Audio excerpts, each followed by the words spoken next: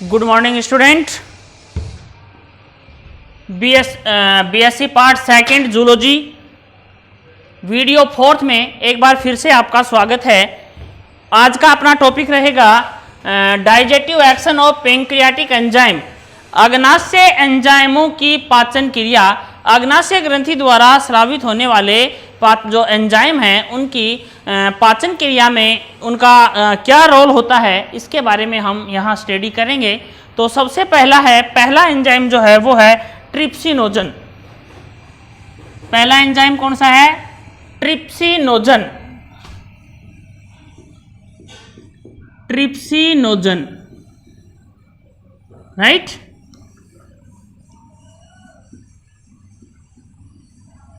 Trypsinogen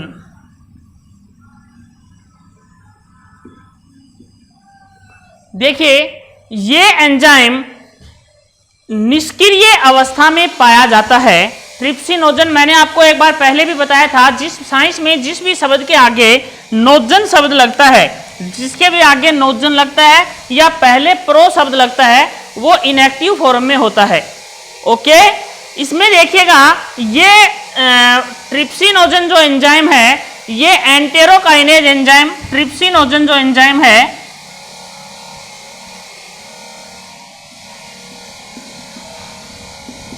trypsinogen enzyme जो है वो एक एंजाइम है एंटेरोकाइनेज एंजाइम। कौन सा एंजाइम है? एंटेरोकाइनेज।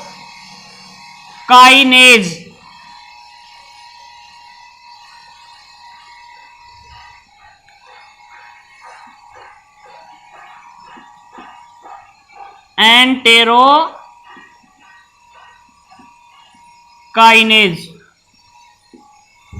इस एंजाइम की उपस्थिति में ये एंजाइम ग्रहणी द्वारा स्रावित होता है। किसके द्वारा स्रावित होता है? ये ग्रहणी द्वारा स्रावित। ग्रहणी द्वारा स्रावित एक एंजाइम है जिसका नाम है एंटेरोकाइनेज। इस एंजाइम की उपस्थिति में ट्रिप्सिनोजन ट्रिप्सिन में बदल जाता है। किस में बदल जाता है? ट्रिप्सिन। ये एंजाइम जो है वो इनएक्टिव फॉर्म में होता है। इनएक्टिव एंजाइम है। और ये एंजाइम क्या है?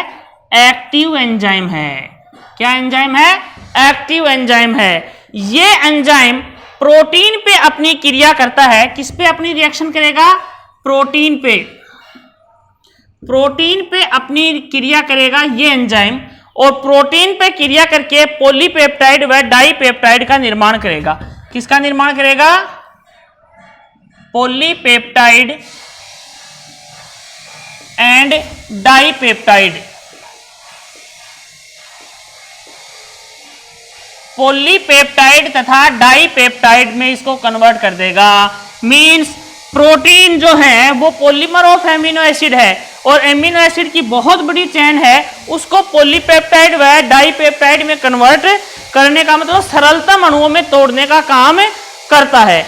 इसके बाद नेक्स्ट जो एंजाइम है, दूसरा जो एंजाइम है, उस एंजाइम का नाम है काइमोट्रिप्सिनोजन। काइमोट्रिप्सिनोजन।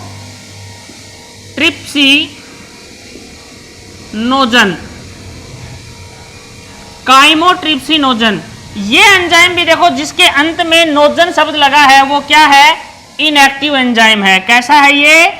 इनएक्टिव एंजाइम है, सक्रिय एंजाइम नहीं है। इस इनएक्टिव एंजाइम को ट्रिप्सिन जो एंजाइम है जो आगे बना हुआ है, देखिए काइमोट्रिप्सिनोजन, ये जो एंजाइम है, इस एंजाइम को ट्रिप्सिन एंजाइम, कौन सा? ट्रिप्सिन एंजाइम इस पे रिएक्शन करेगा, और काइमोट्रिप्सिनोजन किस में बदल जाएगा? काइमोट्रिप्सिन में। किस में बदल जाएगा? काइमोट्रिप्सिन में। ये इनएक्टिव है, हम जानते हैं। ये क्या है? इनएक्टिव एंजाइम है। तो ये कैसा एंजाइम होगा? ये एक्टिव एंजाइम होगा। कैसा एंजाइम होगा? ये एक्टिव एंजाइम होगा। और ये एंजाइम भी प्रोटीन पे क्रिया करके पॉलीपेप्टाइड और डाईपेप्टाइड का निर्माण करेगा। देखिएगा कि यह एंजाइम भी प्रोटीन पे अपनी क्रिया करेगा।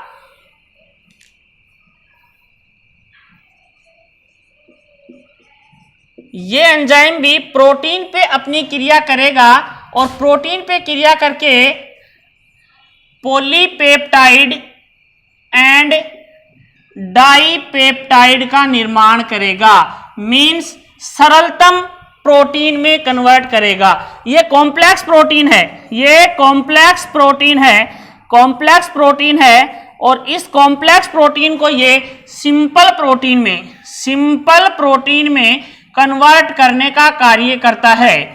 इसके अलावा देखिए ये काइमोट्रिप्सिन एंजाइम जो है ये जठरीय रेनिन की तरह एक काम और है, इसका इंपॉर्टेंट काम है इसका। ये जैसे हमने डाइजेटिव उसमें स्टमक में पढ़ा था, ये इसका दूसरा फंक्शन है, ये गैस्ट्रिक रेनिन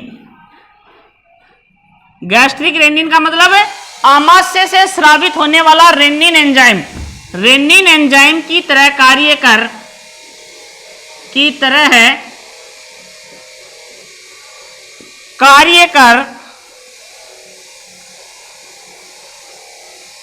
दूध को दही में बदलने का काम भी करता है, दूध को दही में बदलने का काम भी का कार्य भी करता है। ओके, तो ये जो दो एंजाइम है इनका मुख्य काम ये है। इसके बाद जो नेक्स्ट जो डाइजेटिव एंजाइम है उसका नाम है कार्बोक्सीपेप्टाइडेज। क्या नाम है? कार्बोक्सीपेप्टाइडेज। इनको मैं मिटा रहा हूं, स्क्रीनशॉट ले लीजिएगा इसका।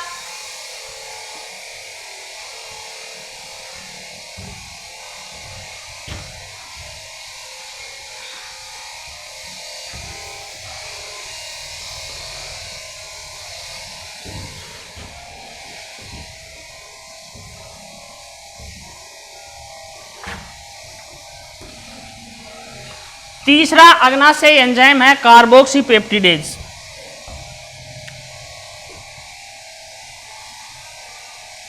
कार्बोक्सीपेप्टाइडेज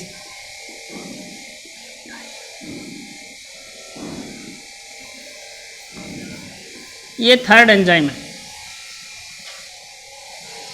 ये शक्तिशाली एक्सोपेप्टाइड है, ये शक्तिशाली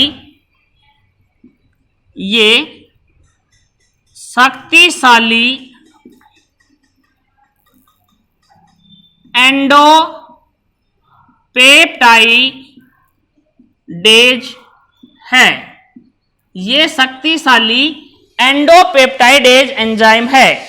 ये पॉलीपेप्टाइड और डाईपेप्टाइड के अंतिम पेप्टाइड बंध को तोड़कर एमिनो अम्ल से स्वतंत्र कर देता है। देखिए पॉलीपेप्टाइड है, देखिए पॉलीपेप्टाइड, उपरोक्त जो दोनों एंजाइम थे उनसे प्रोटीन से क्या बन रहा था? पॉलीपेप्टाइड। इन पॉलीपेप्टाइड्स को ये एंजाइम क्या करेगा? कार्बोक्सीपेप्टाइडेज एंजाइम, ये वाला एंजाइम क्या काम करेगा? इसको एमिनो एसिड में कन्वर्ट कर देगा। किसमें? एमिनो एसिड में कन्वर्ट कर देगा। ये कॉम्प्लेक्स पॉलीपेप्टाइड प्रोटीन है, तो ये क्या है? सिंपलेस्ट हो गया, एमिनो एसिड एमिनो अम्ल में कन्वर्ट करने का काम करता है। फिर देखिए चौथा जो एंजाइम है उस एंजाइम का नाम है एमिनोपेप्टाइडेज।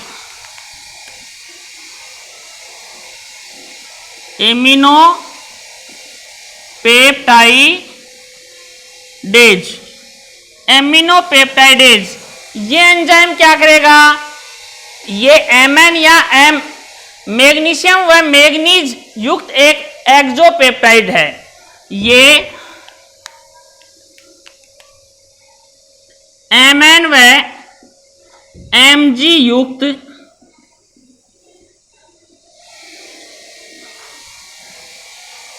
एक्सोपेप्टाइड है,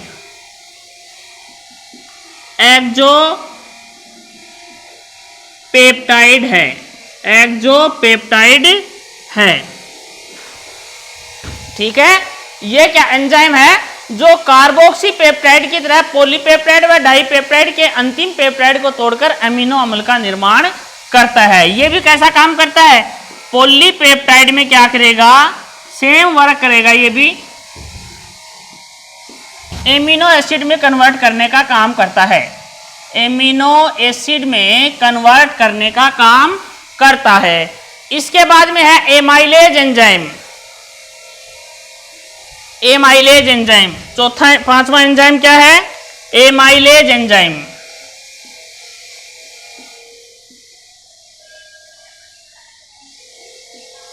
एमाइलेज एंजाइम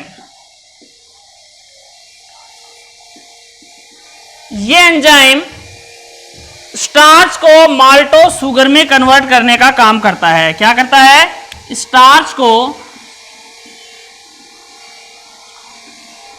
माल्टोज शुगर में कन्वर्ट करने का काम करता है। इसके बाद में है माल्टेज एंजाइम।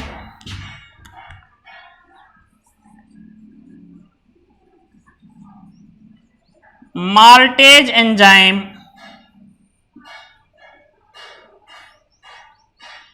ये माल्टोज शुगर को किस में कन्वर्ट कर देंगे? माल्टोज शुगर को ग्लूकोज में कन्वर्ट करने का काम करते हैं। माल्टोज शुगर को किस में कन्वर्ट कर देंगे? ग्लूकोज में कन्वर्ट कर देंगे। इसके बाद में है सुक्रेज।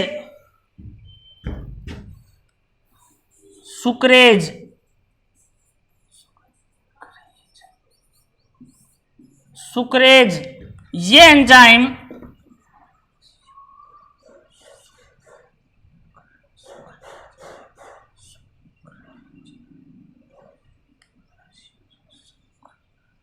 सुक्रोज को ग्लूकोज व फ्रुक्टोज में कन्वर्ट कर देंगे। ग्लूकोज व फ्रुक्टोज में कन्वर्ट कर देंगे।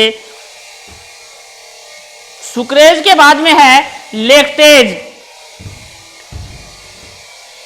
आठवां एंजाइम है लेक्टेज। इधर लिख रहा हूं मैं।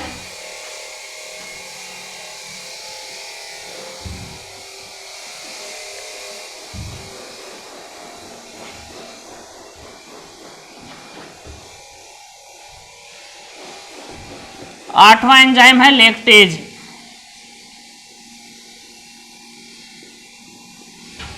ये लेक्टोज को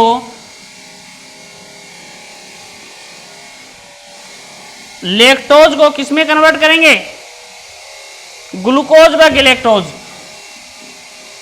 ग्लूकोज प्लस गैलेक्टोज, ग्लूकोज व गैलेक्टोज में कन्वर्ट कर देंगे। आठवें के बाद में है लेक्टेज के बाद में है लाइपेज एंजाइम। नौवां एंजाइम है लाइपेज। लाइपेज एंजाइम वसा का पायसीकरण करते हैं। ये वसा को वसीय अमल, वसा अमल, ग्लिसरॉल, वसा अमल, ग्लिसरॉल व मोनोग्लिसराइड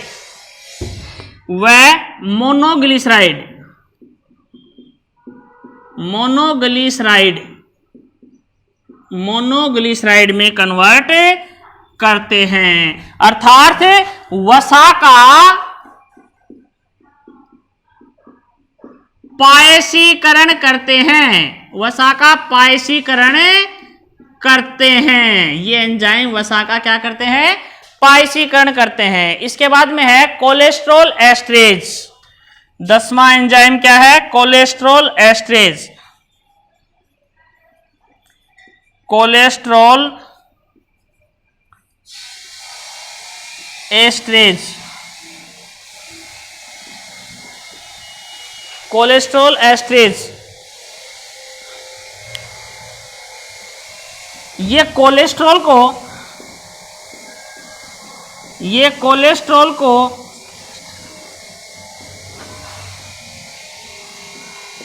उसके एस्टर में कन्वर्ट करते हैं, में चेंज करते हैं। इसके बाद नेक्स्ट है पॉलीन्यूक्लियोटाइडेज।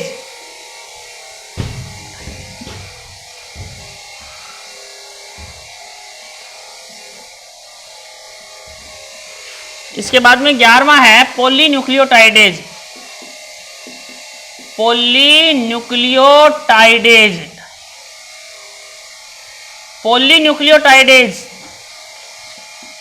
ये न्यूक्लिक एसिड को न्यूक्लियोसाइड में कन्वर्ट कर देते हैं,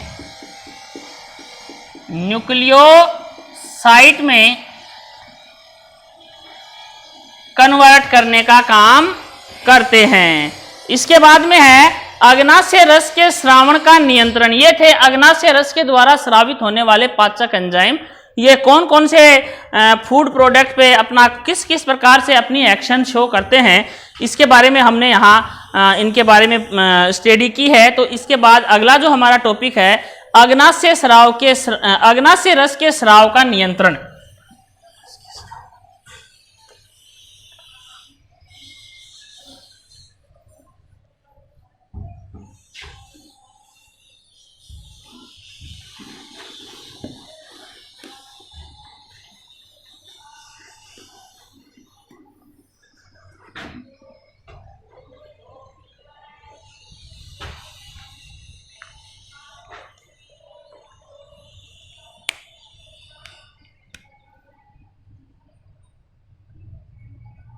अग्नाशय रस के स्राव का नियंत्रण अगला हमारा टॉपिक है। अग्नाशय रस के स्राव का नियंत्रण।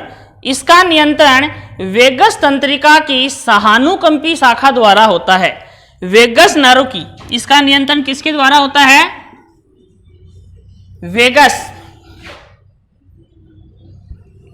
वेगस नर्व की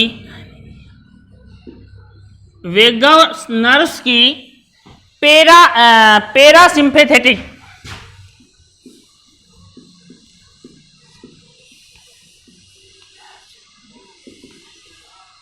ब्रांच द्वारा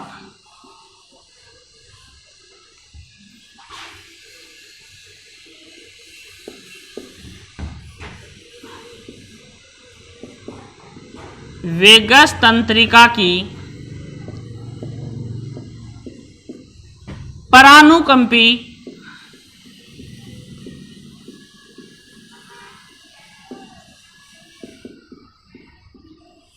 शाखा द्वारा नियंत्रण होता है। ओके, देखिए भोजन का काइम, देखिए मैंने बताया बोलस कहां होता है?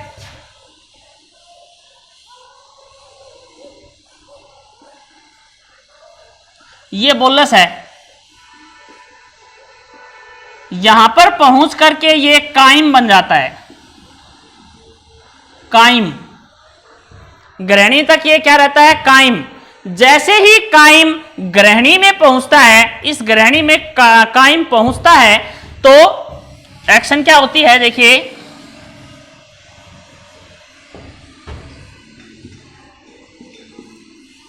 जैसे ही काइम ग्रहणी में पहुंचता है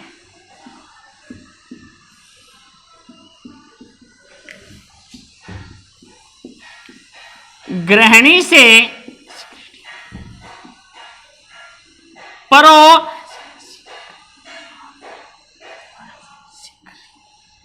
प्रोसीक्रिटिन का स्राव होता है। ये प्रोसीक्रिटिन क्या करता है? ये इनएक्टिव फॉर्म में होता है। यहां पर कैसा होता है? इनएक्टिव होता है ये। और ये प्रोसीक्रेटिन HCl से क्रिया कर, किससे क्रिया करेगा? HCl से क्रिया कर सीक्रेटिन में कन्वर्ट हो जाएगा।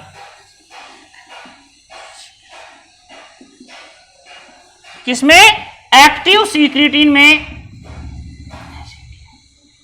कन्वर्ट हो जाएगा। ये जो सीक्रेटिन में बदला, इसको सर्वप्रथम बेलिस व स्टार्लिंग ने सबसे पहले खोजा था। इसको खोजा किसने था? सबसे पहले खोज किसने की इसकी? Bayliss and Starling. खोज किसने की सबसे पहले इसकी? बेलिस एंड स्टार्लिंग ने खोजी। ये सीक्रेटिन जो है ये क्या करेगा? ये हार्मोन है और रुधिर द्वारा अग्नाशय में पहुंचकर ये क्या करेगा? रुधिर द्वारा अग्नाशय में पहुंचकर ब्लड द्वारा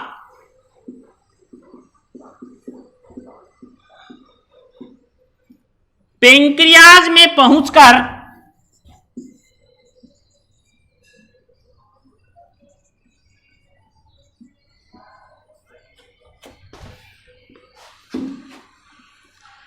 अग्नाशय रस का नियंत्रण करता है। अग्नाशय रस स्राव का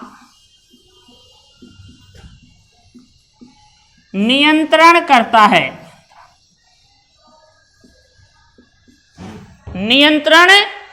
है। अब देखिए इसके अलावा क्या है कि हार्पर व रापर के अनुसार दूसरा इसमें एक ट्विस्ट है। हार्पर व रापर के अनुसार, हार्पर एंड रापर के अनुसार, हार्पर व रापर के अनुसार क्या है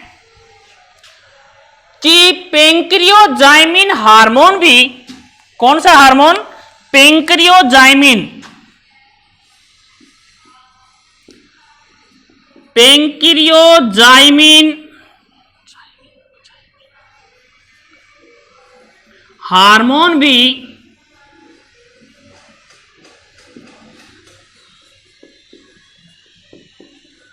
अग्नाशय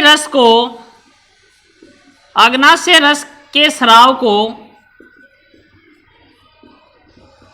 नियंत्रित करता है।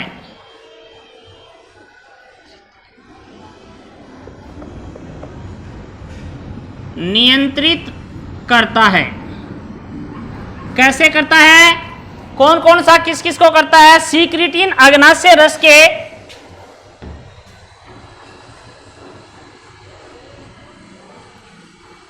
सीक्रेटिन तो अग्नाशय रस के आयतन को कंट्रोल करता है। सीक्रेटिन जो है वो तो अग्नाशय रस के आयतन को नियंत्रित करता है। मैं थोड़ा सा यहां पर आगे लिख रहा हूं।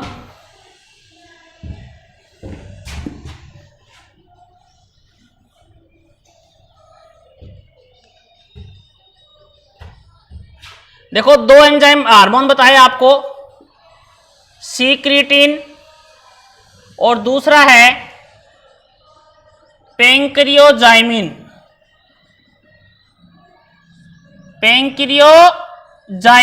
सीक्रेटिन फॉर SEC सीक्रेटिन, और दूसरा कौन सा है?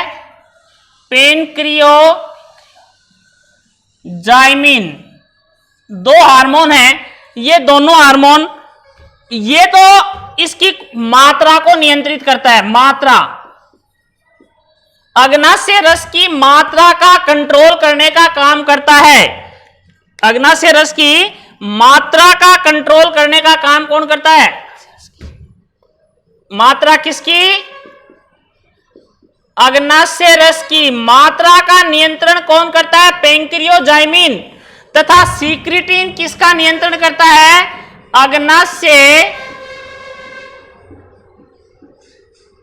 अग्नाशय रस के आयतन का नियंत्रण करता है।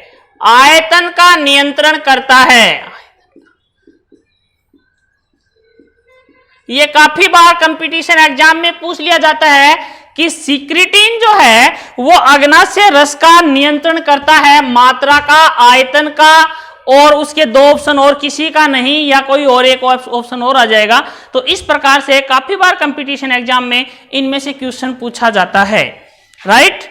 इसके बाद इसका लास्ट जो पॉइंट है इसमें, तो उसमें आपको बता दें कि देखिए जैसे ही ये पाचक एंजाइम भोजन के काइम के साथ मिलते हैं, मथा जाता है उसको, तो मिलने के बाद काइम जो है वो काइल में बदल जाता है। देखिए आपको बता दें कि भोजन पहले था बोलस, बोलस के बाद बना काइम, और अब अग्नाशय रस के मिलने के बाद जो भोजन बना है उसका नाम है काइल। अब ये काइल में कन्वर्ट हो गया। एक बार फिर से देखिए, इसके कंट्रोल को मैं एक बार फिर से डिस्क्राइब कर रहा हूं आपके सामने। देखिए कि अग्नाशय रस के स्राव का नियंत्रण वेगस नर्व की पैरासिम्पैथेटिक ब्रांच के द्वारा होता है, वेगस तंत्रिका की प्राणुकंपी शाखा द्वारा होता है। जैसे ही काइम ग्रहणी में प्रवेश, काइम बताया ना आपको, काइम ये ग्रहणी में प्रवेश करता है तो प्रोसिक्रिटीन का स्राव होता है जो इनएक्टिव होता है, जिसकी खोज बेलिस व स्टार्लिंग नामक वैज्ञानिकों ने की। ये प्रोसिक्रिटीन HCl के साथ क्रिया करके एक्टिव सिक्रिटीन में कन्वर्ट हो जाएगा। ये सिक्रिटीन ब्लड के द्वारा पेंक्रियाज या अग्नाशय में पहुंचकर अग्नाशय रस के स्राव का नियंत्रण करता है। और अग्नाशय रस के स्राव का क्या नियंत्रण करता है? उसके आयतन का नियंत्रण करता है। इसके बाद देखिए हार्पर व रापर दो वैज्ञानिक हैं, इन्होंने बताया कि पेंक्रियोजाइमिन हार्मोन भी अग्नाशय रस के स्राव को नियंत्रित करता है।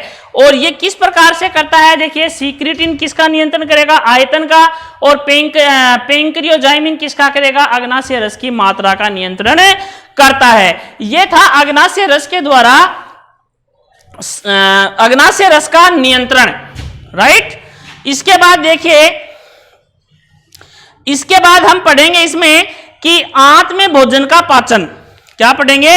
आंत में भोजन का पाचन। तो आंत में भोजन का पाचन हम नेक्स्ट वीडियो में कर पाएंगे, क्योंकि इस वीडियो में हम अगर इस टॉपिक को ले लेंगे वीडियो थोड़ा और ज़्यादा लॉन्ग हो जाएगा, इसलिए हम यहाँ तक ही इसको करेंगे। हम थोड़ा सा आपको बता दें कि अग्नाशय जो ग्रंथि है उसके अंदर पाचक एंजाइम पाए जाते हैं, जबकि जो लीवर ग्लैंड जो है, बाइल जूस जो था, पित्त रस जो था, उसमें कोई भी पाचक एंजाइम उपस्थित नहीं था। वो सिर्फ वसा के पायसीकरण में हेल्प करने वाले जो सब्सटेंस है उनका सीक्रेशन करता है। जबकि अग्नाशय जो रस है, अग्नाशय रस के अंदर अनेक पाचक एंजाइम आप लोगों ने पढ़े हैं। मैं आपको एक बार फिर से उनके नाम रिपीट करवा देता हूं। फर्स्ट है ट्रिप्सिनोजन, जो एंटेरोकाइनेज की उपस्थिति में ट्रिप्सिन में बदला और प्रोटीन के पाचन में हेल्प करता है। इसके बाद में काइमोट्रिप्सिनोजन, जो ट्रिप्सिन से क्रिया करके एक्टिव ट्रिप्सिन में कन्वर्ट हुआ और ये प्रोटीन के पाचन में सहायक है, और ये रेनिन की तरह काम करता है और दूध को दही में कन्वर्ट करने का काम करता है। इसके बाद में कार्बोक्सीपेप्टिडेज, ये भी प्रोटीन के पाचन में हेल्प करता है। इसके बाद में एमाइलेज, जो स्टार्च को माल्टोज में बदलता है। इसके बाद में माल्टेज, जो माल्टोज को ग्लूकोज में कन्वर्ट करता है। इसके बाद में सुक्रेज, जो सुक्रोज को ग्लूकोज व फ्रुक्टोज में बदलता है। इसके बाद में लैक्टेज, जो लैक्टोज को ग्लूकोज व गैलेक्टोज में कन्वर्ट करता है।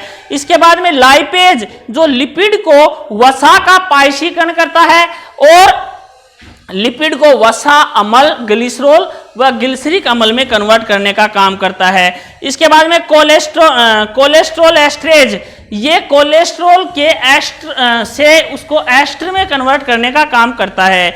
इसके बाद में पॉलीन्यूक्लियोटाइडेज, ये न्यूक्लिक अम्ल को न्यूक्लियोटाइड या न्यूक्लियोसाइड में कन्वर्ट करने का काम करता है।